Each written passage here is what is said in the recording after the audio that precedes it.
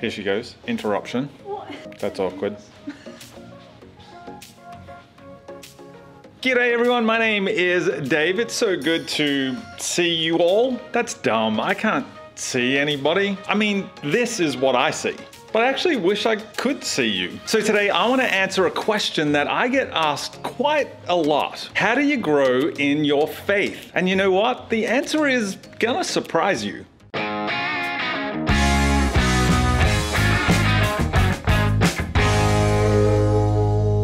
Well, if this is your first time here, welcome to my channel. This is the place where I like to do short videos that help you take the next practical steps in your faith journey. So make sure you hit the subscribe button and the little bell icon so that you never miss an episode. Okay, so how do you grow in your faith? If you do a quick Google search, you'll find things like 5 steps to grow your faith.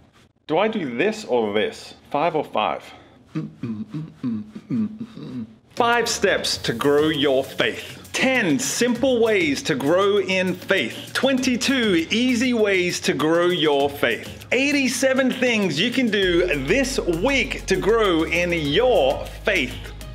That's dumb. And most of these suggestions include things like studying the Bible or praying more, going to church, serving people who are in need, and having personal quiet times. All of which are great suggestions. But today I want to give you just one suggestion that I believe will help grow your faith, and it's kind of something that I learned in the Holy Land. And this suggestion is based off a Hebrew word, devotional. Let me explain. See, I've had the chance to go to the Holy Land a couple of times now, and whenever I'm there, I always get up early to watch the sunrise. In fact, here's a photo that I took one morning in the desert of Judea, which reminds me of the gospel stories about Jesus getting up very early in the morning to pray. And since the mountains in this photo haven't changed much since the first century, this is the view that I imagine Jesus having on those early mornings with God. But because Jesus got up early in the morning to be with God, it's easy for us to assume that the only way our faith grows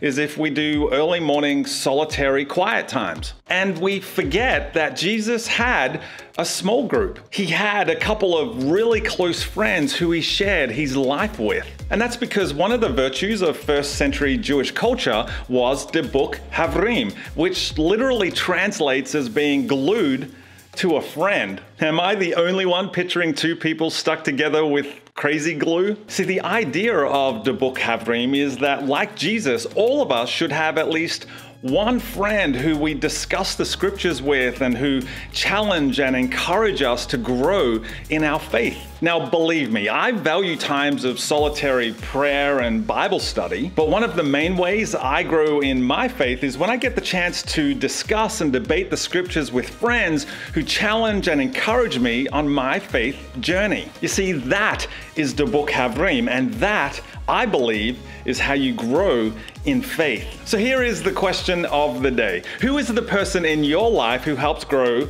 your faith? Who is the friend who you are glued to? Why don't you tell me your answer in a comment down below and tag your friend so that we can all celebrate them together. Well, I hope this video was helpful for you. If it was, make sure you give it a thumbs up. Subscribe to my channel if you haven't done so already, and make sure you hit that little bell icon so that you never miss an episode. Well, I'm off to go and glue myself to a friend. I'll see you next time.